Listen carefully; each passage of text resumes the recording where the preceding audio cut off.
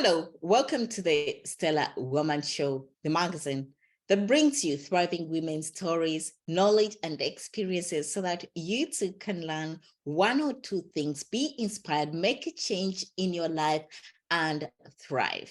We're here to bring you stories to change perspectives, to reveal new possibilities, and demonstrate how women can tap into their potential, maximize it, and thrive in their lives. We move knowledge from one woman to another across the globe as we believe knowledge is power, of course, if acted upon. So as we do this, we know that we are spreading light so that we can make the world a better and a brighter world. So my name is Stella Olivia Kikoyo, and I'm the editor-in-chief of the Stellar Woman magazine and your host for the Stellar Woman Show. So today's show is, we are honored and really privileged to be hosting an amazing stellar woman, Hala Taha. Welcome to the show, Hala. Nice to be here. So Hala is many things, as you will see. She is a stellar woman, as you're going to find out yourself. She is also a founder and CEO of Yap Media, that is Young and Profiting Media. She is the host and, of course, the founder of Yap Podcast, Young and Profiting Podcast, which is an award-winning podcast that has ranked #1 in entrepreneurship, education, and business on Apple Podcasts and all the different apps. She has hosted bright minds like Grant Cardone, Deepak Chopra. She has also hosted Matthew McConaughey and many other bright minds. So Yap Media is also an award-winning social media agency. And also it is an academy where you can learn more about being #1 social media influencer, just like Hala herself. So without further ado, let's go on to learn more from our special stellar woman. So over to you, Hala. Tell us more. Who is Hala Taha, and what is your backstory? So they call me the podcast princess. In terms of my background story, I started my career in radio. I used to work at the radio station Hot 97. I started my journey in broadcasting 10 years ago, working as an intern at the radio station. I worked there for free for 3 years as Angie Martinez's assistant on the #1 show in America called The Angie Martinez Show. And so I was the assistant producer of that show. And while I was working at Hot 97, I also had online radio shows. So I used to host hip hop radio shows, music radio shows. At the time, it was the precursor of podcasting. They were called online radio shows. I'd go to a studio, we'd live stream it, and then the videos would be like on YouTube for people to watch. And that's what we called back in the day online radio shows. And then I went to corporate. I actually didn't get the job at Hot 97 that I was working so hard for. I got rejected in a way. I almost had a job on Sirius Radio, worked on a show and left shortly after. And so I thought I was never going to make it. I went into corporate. I got my MBA. I thought I was just going to be normal. I would never be on a mic again. And then fast forward 4 or 5 years into corporate, I got the itch again. I decided to start this podcast, Young and Profiting. That's about 5 years ago today. Within 2 years, the podcast really blew up. I became a top podcaster, and then I started my company and my podcast agency. So it was a long time coming. It was about 12 years of trying to make it, and then I made it. And then you blast, boom. Yeah. Wow, I like that story. I like your story. Thank you so much for bringing us up to speed on how you've come to where you are. We could think it's just 2 years. I was just so keen to listen. How did she make it in 2 years? Did she make it in 2 years?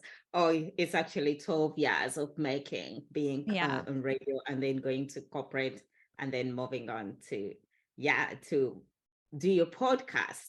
And all of a sudden it becomes the best. Wow. How did that make you feel?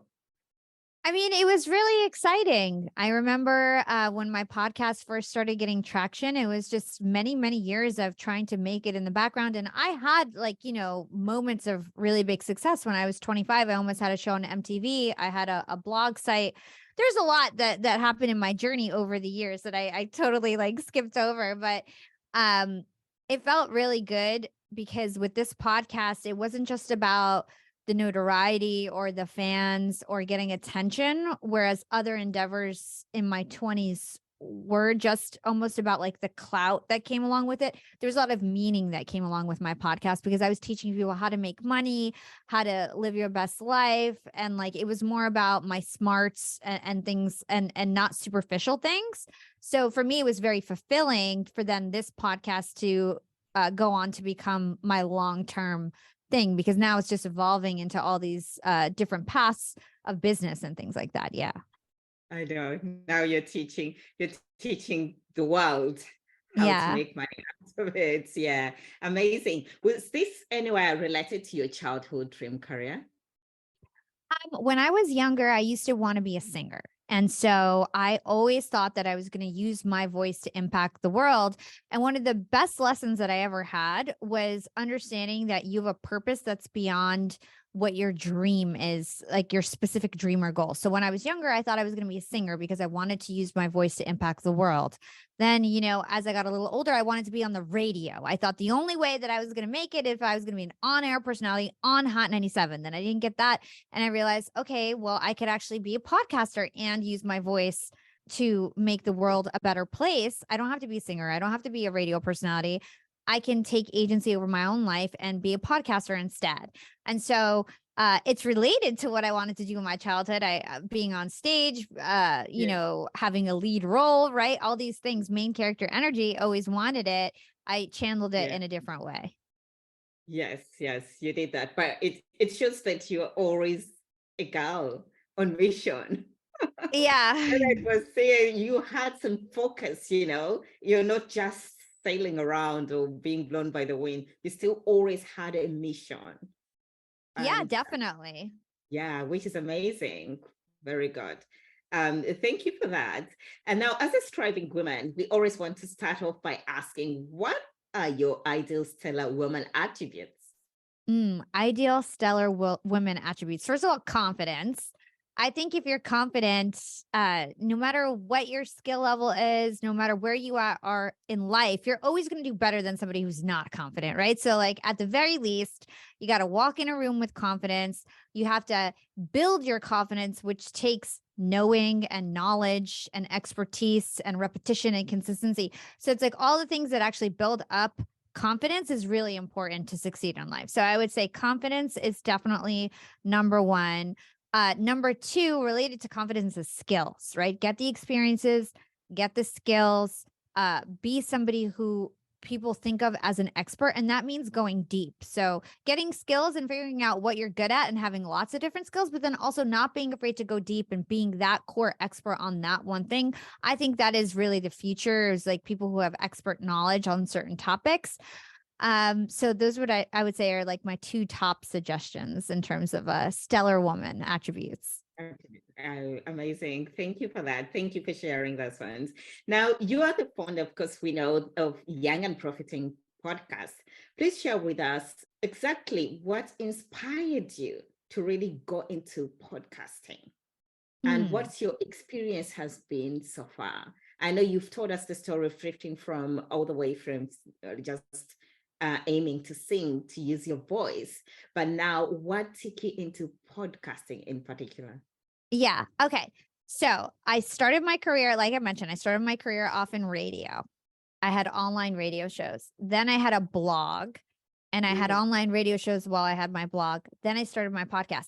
And so I always basically dabbled in this idea of podcasting before it was even podcasting.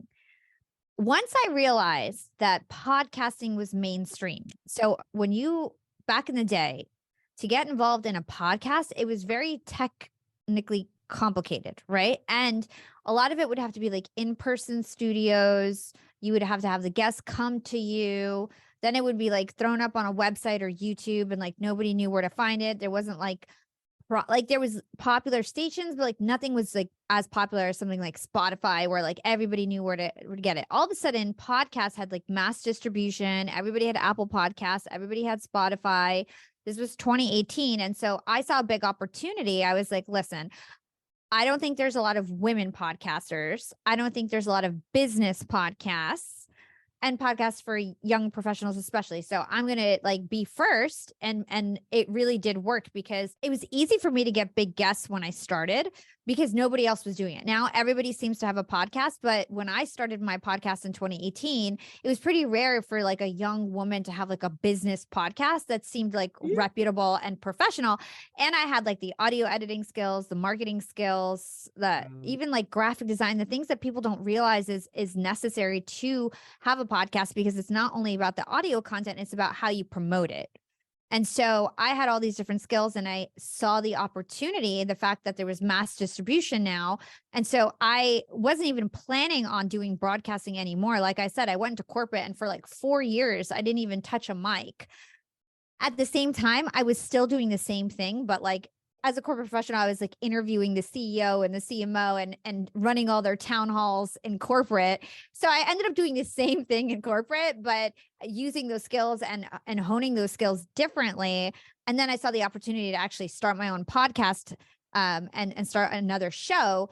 And then you've got to think, like, I had 5 or 6 shows before then, but this was my first solo show. This was my first podcast, and so on. And so I saw an opportunity and I jumped on it.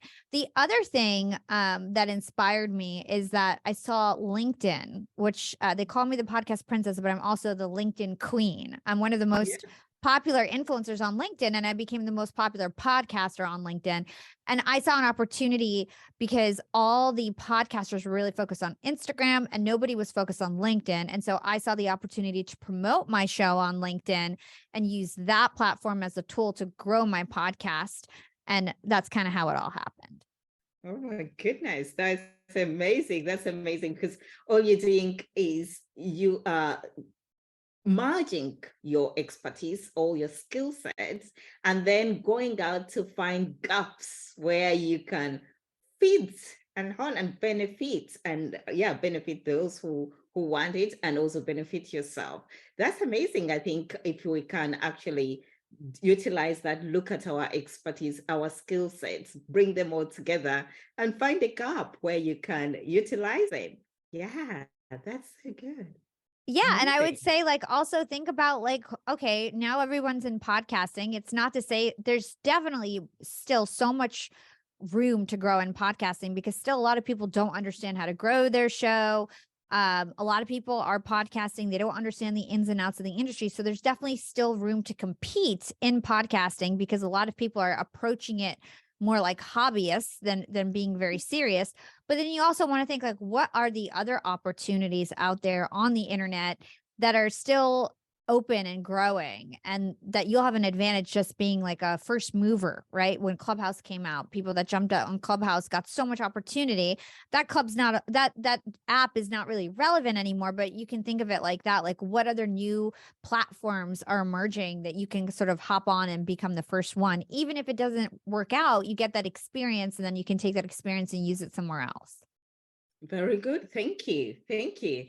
Definitely, it's encouraging for us to go into podcasting and also to learn from an expert like yourself in terms of how we can benefit, how we can grow a podcast, how we can to become really as famous as you are and benefit ourselves, really. That's great. Thank you. So tell us more about Yap Media Network. I know it's an awarding podcast and social media agency that was voted as the best in the category. So congratulations, first of all, for that. Thanks. And we would like you to share with us what the network actually does that is beyond. Is it just, apart from LinkedIn and podcasting, is there anything else that we can learn as women to inspire us to get to the next level as well? So in terms of what the companies do, is that your question? Like, what are each of the companies do? So I have, Yes. yes. Okay. So I have a social media agency. And so we do white glove, LinkedIn, Instagram, YouTube, and podcast services. So my social agency is focused on that. We typically cater to like CEOs, celebrities, influencers, top podcasters. And it's a boutique agency. Then I have my Yap Media podcast network. That's where I grow and monetize shows. So it's a podcast network like Pushkin or Wondery. And we basically have about 20 different self-improvement and business shows. We grow them and we monetize them with sponsorships. And then I have my Yap Academy, which is the newest part of my business, which is our courses. So I have the LinkedIn Masterclass is our first course under the Yap Academy. So those are like three little umbrellas. And really the basis behind my business is always like whatever I can do for myself, I then productize and make better and then offer it to other people. So that's how my whole business started. I would have guests that would come on Young and Profiting podcasts and they would say, Hala, how'd you blow up on LinkedIn? How did you grow this podcast? Can you do it for me? And for a long time, I was doing my podcast for 3 years or two years as a side hustle. I was working at HP, then Disney. For a long time, I was really happy with my job and I really only thought podcasting would be a hobby. And so I would tell everyone, I'm sorry, I can't help you. I've got a job. I have volunteers that help me with my podcast. I can't help you. We're busy with my stuff. Sorry. Until one day, when the pandemic started, I had no commute and I was like, okay, I'm going to start this company that everybody keeps asking me about. And within 6 months, we were making hundreds of $1,000s a month. I had 60 employees on the books and we just blew up right away because it was like all this built up demand of all these people that wanted this from me. And then once I opened up, I was able to offer it. The other thing that's interesting with my story is that we started as a volunteer team. I had 20 people who were fans of the podcast who worked for free for me for 2 years. And I would just teach them because I had another job. And so I would teach them how to video edit, how to graphic design, copyright, audio edit, and do all the pieces of the puzzle, and everybody would just work like 2 hours a day or something. They're all volunteers. And then I converted them into employees and started my company. And we started this agency. And a lot of the people that were volunteers for me now are leaders at my company. Wow, that's amazing. That's a Yeah. great inspiration to not be afraid to volunteer as things, especially when it's something that you're passionate about. Yeah. Yes, just offer your services. Wow, Yeah. that's Many of those very people have good. equity in the company and all, they're business partners now. So it's really exciting. Wow, Yeah. that's exciting. That's exciting. So I know that you bring lots of the brightest of minds that you interview. So tell us more about your most memorable interview on your podcast and why you Mm. regard it so. Do you remember any of them? Yeah, I would say, I remember so many of them. I would say the most memorable, I'll do two parts, my most memorable and everybody else's most memorable. So everybody seems to think I made it when I interviewed Matthew McConaughey. So I remember 2 years ago, or 3 years ago, sorry. I'm like, time is just so weird to think back like Like, exactly when things were. So this was, I guess, 3 years ago now. I interviewed Matthew McConaughey and then I got on the cover of Podcast Magazine. This was January of 2021. So it's like 2.5 years, 3 years ago, right?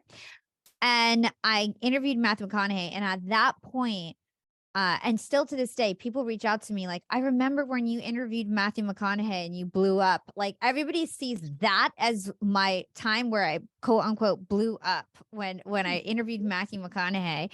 And it's so funny to think about that because for me in the moment, I didn't see that as like the point where I blew up, but everybody else always refers to that as like when you interviewed Matthew McConaughey as this like turning point in my career. So I would say that's everybody else's most memorable moment. For me, I would say Damon John was a really, really big one for me. Damon John is a shark. My dad passed away and we used to watch Shark Tank together. And like, I know that like he would have been really excited about Damon John. So Damon John is definitely my most memorable one.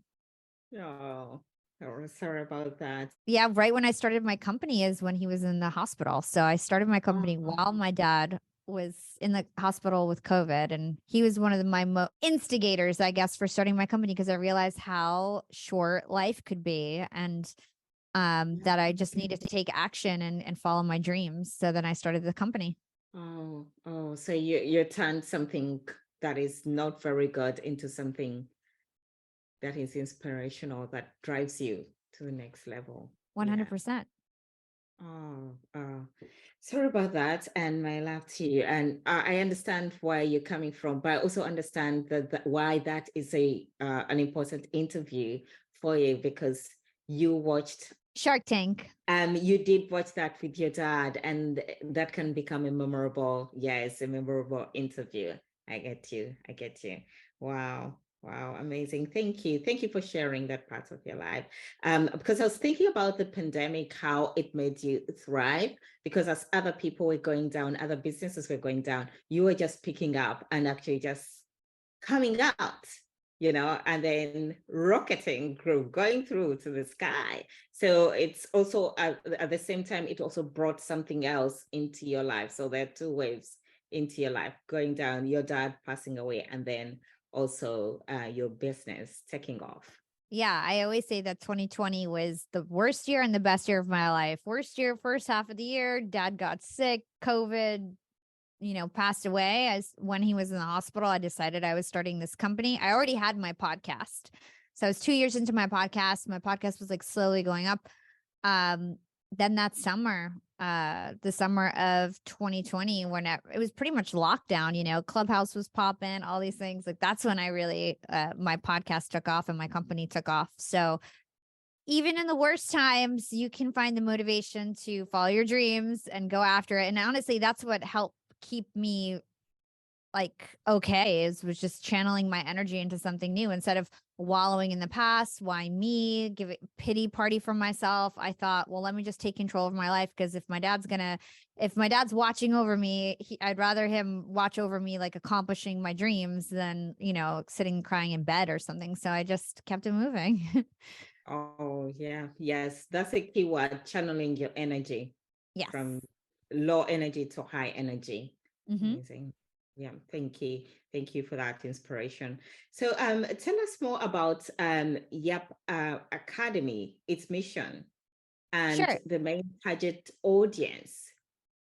Sure. So our YAP Academy aims to help people learn certain skill sets related to everything that we do at our social media and podcast agency. Right now, we're focused on LinkedIn education. So we have our 2-day LinkedIn masterclass. The next one is actually June 21st and June 22nd.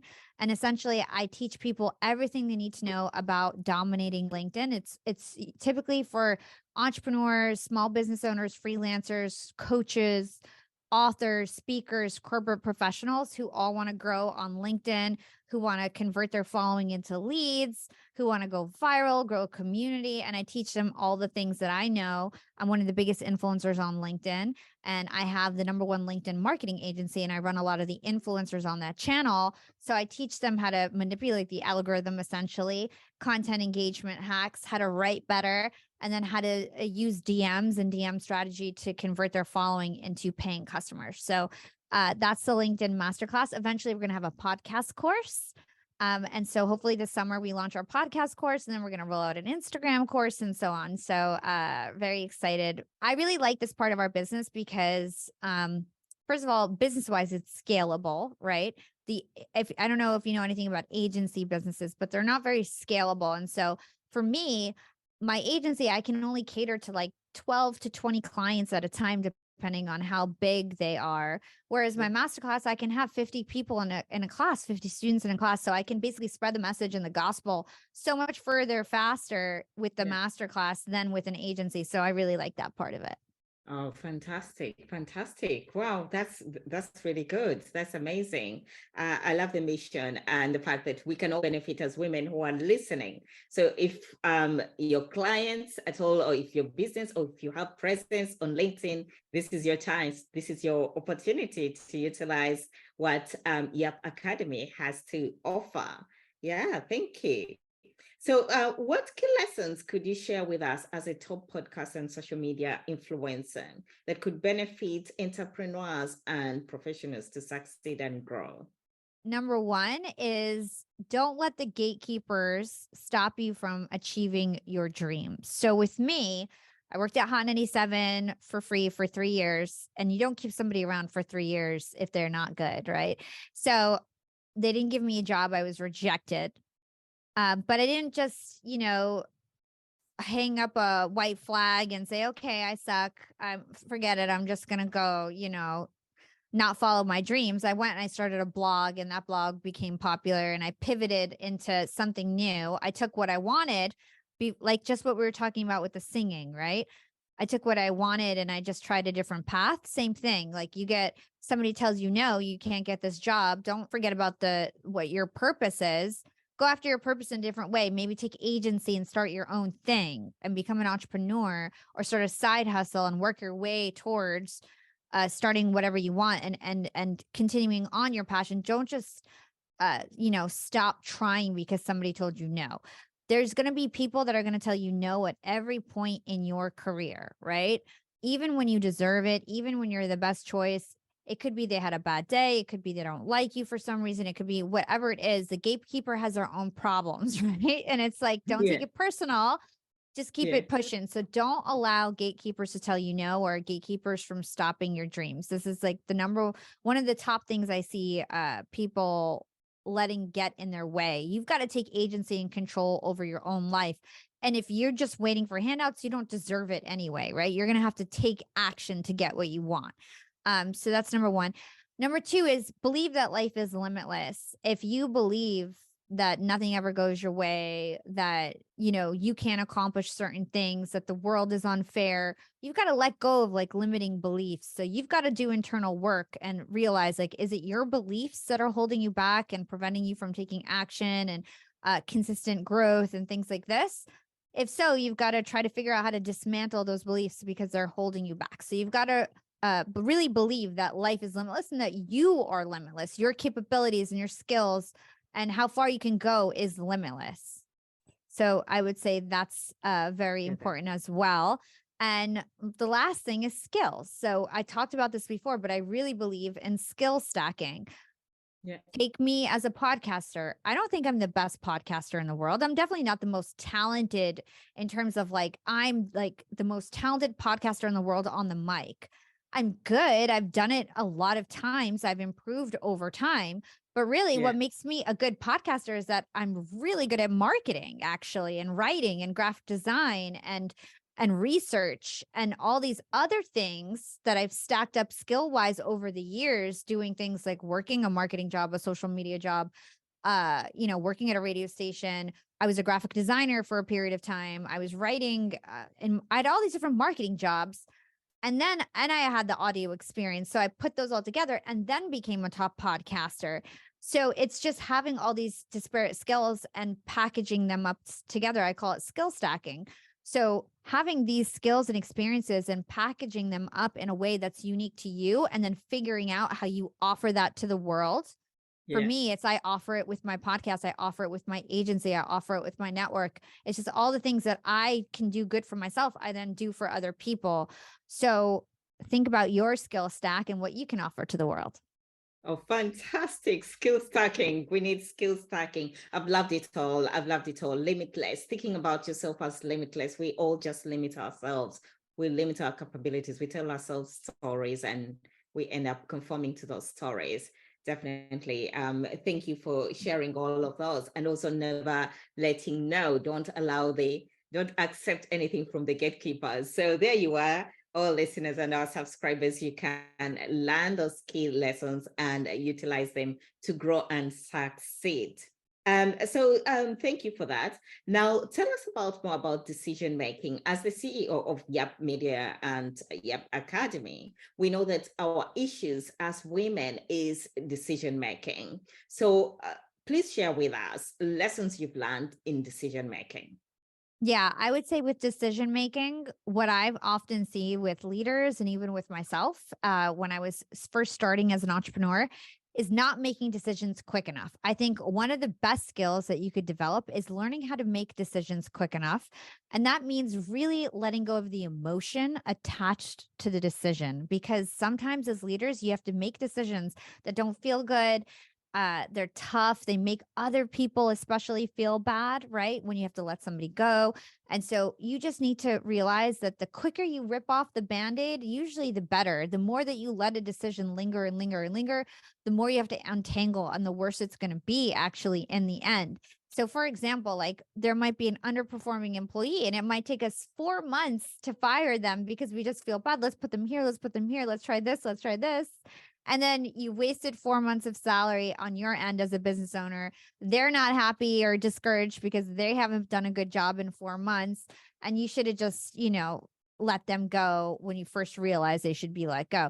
So it's like coming to these decisions faster and removing the emotion out of it and realizing that most often both parties are better off with the decision being out there in the open right away rather than lingering on.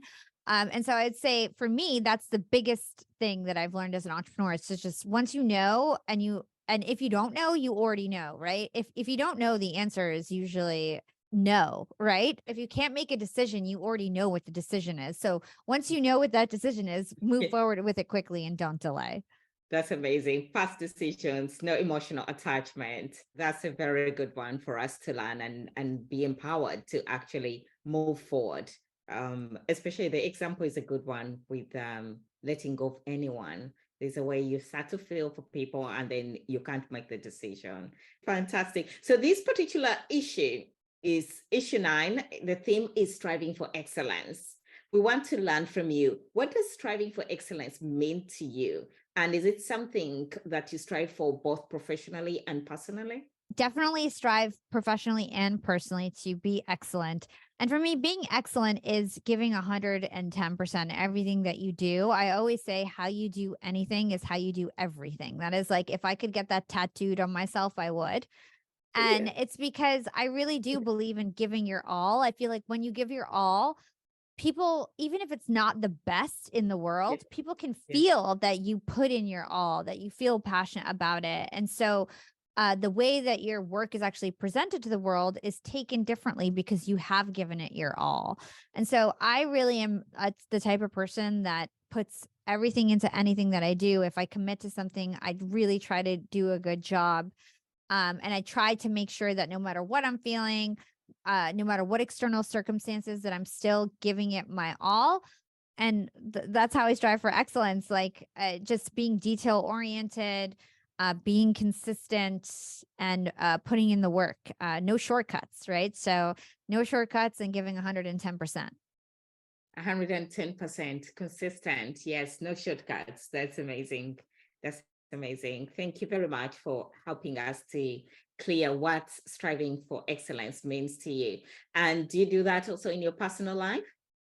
Yeah, I definitely do. I really take self-care and take my relationships really seriously. I would say that in the beginning part of my career for about or let's say when I started this podcast, the first 4 years, it's been on for about 5 years now. All I cared about was working, numbers, the podcast, like the business, and I really ignored my relationships and myself and all I did was work out and eat healthy, but other than that, I didn't have any fun. I didn't have any didn't take my relationships very seriously, lost friends, lost even somebody that I was with for 10 years. Like we broke up because I was so busy with my career. Now I take self-care and relationships very seriously. And so the same way that I prioritize my work week, same way that I, have to make sure that I get my work stuff done, relationships and spending time with friends and family and loved ones is just as important as work. So it's very important to have that balance because that's what really a profiting life is. I always talk about young and profiting. It's not just money, it's love, relationships, happiness, and so on. Wow, thank you for highlighting that. It's not just about money, it's actually also your relationships. That's how you're young and profiting. Oh, Yes. fantastic. Thank you. And that takes us back to what you say, the way you do one thing is the way you do everything. Yes. So, yeah. Oh, wow. Fantastic. Thank you very much for bringing us to that understanding. So as a founder still of and the CEO, you're always going to have your team um, to strive for excellence. How do you ensure that you align your team to this notion and you stay consistent as a team? Yeah, that's is really great. So we have core values at Yap Media. So I'll try to see if I remember them all. First is scrappy hustlers. So we're all scrappy hustlers at heart. Scrappy. We step on What the does that gas. mean? Sorry. What does Scra- scrappy? Did we're all scrappy? scrappy hustlers. It means that we're resourceful. So with whatever we get it done. Ah, Whatever we have, we get it done. That's called scrappy hustler. My whole career is built off being a scrappy hustler, top down leadership, right? I'm a scrappy hustler, the whole team of 60 people. We're all scrappy hustlers, right? So good. with whatever resources that we have, we get the job Yeah. done. That's what that Okay. means. Okay. The next one is step on the gas, which means that we always are driving, go, go, go. We don't stop. We create friction for the greater good. So we keep it moving. We're fast moving, fast paced, step on the gas, right? So that's step on the Yeah. gas. Yeah. Then we have just whales, which means prioritize. So saying no so that we can say yes. We only take look at big opportunities and focus on big opportunities. So that's just whales.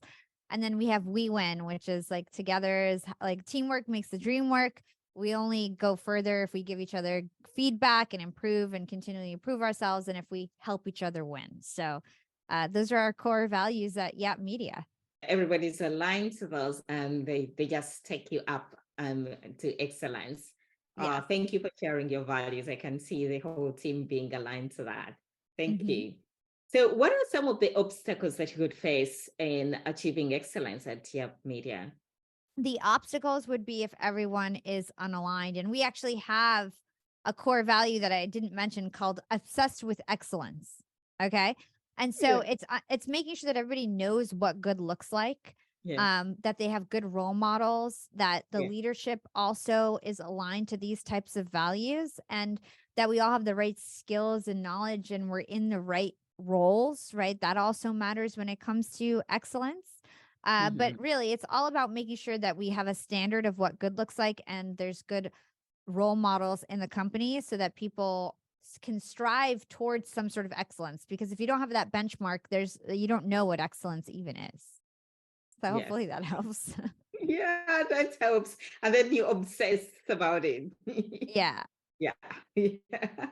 Yeah. Thank you for sharing those values. They're amazing values. Definitely. You can pick up one or two and add them to your own values here and there in your business or actually even in your personal life. Those are good. Fantastic. Thank you for sharing that. So how do you go about improving the excellence in your business? So how do you put pillars, or apart from having values, what are those pillars that you put in place to ensure arrival for excellence? Yeah, so I think it looks differently for every team member, but essentially what we do at Yap Media is that we have daily huddles for every team. So the team meets every single day and they say what they're going to work on for that day. What are their big priorities? We all make sure that we're aligned. We have to make sure that our priorities are aligned to the company's strategic initiatives, right? So Mhm. make sure that, first of all, everybody's priorities are straightened out and we know what we're working on. Because if we're all working on things that have nothing to do with the priorities, then it doesn't matter anyway. Also, all of our employees have a meeting with their manager every 30 days where they make sure that they're doing the right work. They're aligned to the company goals as well as their personal goals. And so we call this a 30-30-30 meeting. And so those two meetings really help keep us aligned in addition to project plans and things like that. Yes, I can see that. Definitely. Definitely. Thank you for sharing that. That's something that you can ensure putting, you call them what hurdles and those meetings, They're called daily huddles. So it's a 15-minute daily hurdles. stand-up meeting. Yeah, it's like, how are you feeling today? Is like so that we can get like what's your emotion today? What are the top 3 things you're working on today? Did you complete your goals yesterday? And like we have like a little format that we go over 15 minutes every single team. So every morning everyone is just like aligned, ready to go. And then once a month you meet with your manager and you talk about your personal goals, your long-term goals, and if you're aligned to the core values or what you need to work on, and it just really helps keep everything in sync. It does. It does. That's a good way to structure everything to make sure that you stay aligned and achieve what the goals that you set out to achieve. That's good. Thank you very much for sharing that. So I know that you've talked about something to do with the power of cross-channel podcast campaigns. And this was just recently when you gave a talk to IB Podcast Upfront. In a few words, can you tell our subscribers, our listeners, what this actually means and why it is important? Yeah, 100%. This is something that I'm really excited about. So, like you said, at the IAB upfronts, I presented about the power of cross channel campaigns. And basically, what this means is that podcasts are no longer just audio only. So, podcasts now are distributed on video, YouTube, social media, live streams, even paid live events. Podcasts now essentially just mean an on demand show. It's no longer audio only, but a lot of advertisers are still treating it audio only. So I'm one of the only podcast networks that has a social media arm and a podcast agency. So I'm all about getting sponsorships with branded, co-created content that gets distributed across audio podcasts, YouTube, social media, live stream, paid events. And so our sponsorships are cross-channel. So a brand can basically promote on a podcaster's channels, and their fans are not only listening to them on the audio apps, they're watching them on social media and YouTube. They're going to their paid live events. So you have branded, co-created content on the audio apps that's engaging, entertaining. People are really engaged and retain information on podcasts. And then they're in the mode to buy when they're on social media and on YouTube and live streams, clicking around and engaging and scrolling on the internet. That's when you actually Yeah. want to advertise to them. And so that's really the premise of everything. It's like branded, co-created content in the audio apps, and then you distribute it on the different platforms in Yeah. the ways that people want to consume it and get Okay. advertised too. Fantastic. Thank you for elaborating that on that, because then it allows us to understand that this is not a standalone platform, but it's a Yes. fully integrated platform that you can benefit on all other platforms. So there's a great need to integrate your podcast with other social media platforms. Yeah. Thank you very much. Now, we know that you've given us already your experience of the pandemic. We want to know, in your own experience of leading and in your experience of life, what in your opinion could be hindering women from achieving their dreams? Like, you're living your dream, what are some of the things that you think are stopping women from achieving their dreams? I think that a lot of women are, told what they should be doing in society. And a lot of women follow a path that they think they should take rather than the path that they actually want to take internally. So, for example, a lot of women have children really young. And I think that really prevents them from going on and accomplishing their career. I always say I didn't have a baby. I had this podcast, right? My podcast is my baby. When all my friends were having babies, I had my podcast.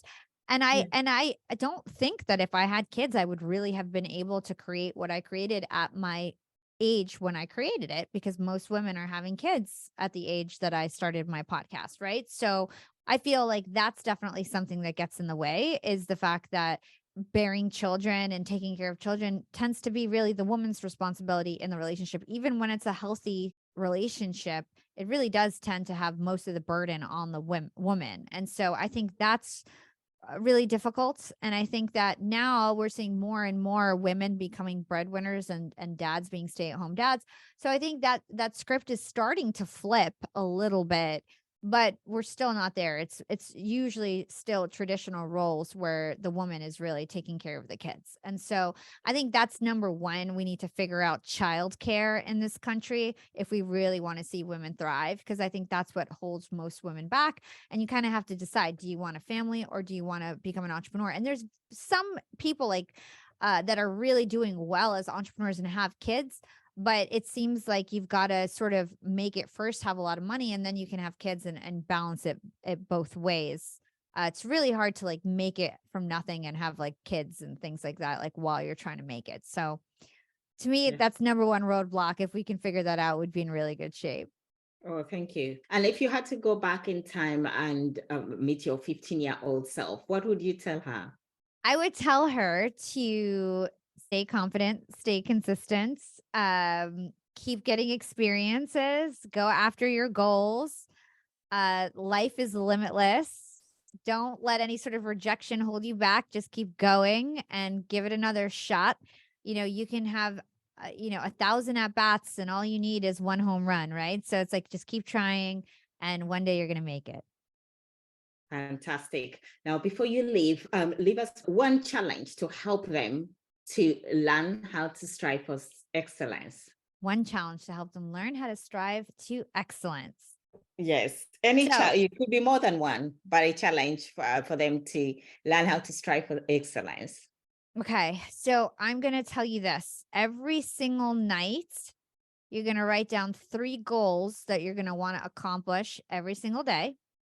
Every single morning, you're going to read those 3 goals out loud, and you're going to commit to accomplishing those 3 things and nothing else. If you got other things done, great, but you're going to agree to accomplish those 3 things. And then before you go to sleep, you're going to review, did I accomplish these 3 things? You're going to think about why or why not. You're going to try to hold yourself accountable to accomplish your next 3 things the next day. And you do that every single day. And you will make so much progress. That's amazing. Thank you so much for leaving us with that challenge. And thank you so much for providing us with the time and sharing your knowledge generously with us. And I hope all our listeners and subscribers have learned as much as I have learned, and they will be able to utilize their knowledge to thrive in their lives and in their businesses. It has been me, Stella Olivia Kikoyo, the editor-in-chief of the Stella Woman magazine and the host, and with you, our special guest, who is the founder and CEO of Yap Media, Yap Media Network, and Yap Academy, of course, and Yap Podcast. So where can we find you before you leave? You can find me on LinkedIn at Hala Taha. I'm also the host of Young and Profiting podcast. And you can go to yapmedia.io/course if you guys want to learn about the LinkedIn Masterclass. Thank you so much, Hala, for being with us. We know how to find Hala on social media, on network, on her podcast. You can find Hala on LinkedIn. You can find her on all social media platforms. So thank you for being with us. Until next time, bye, everyone.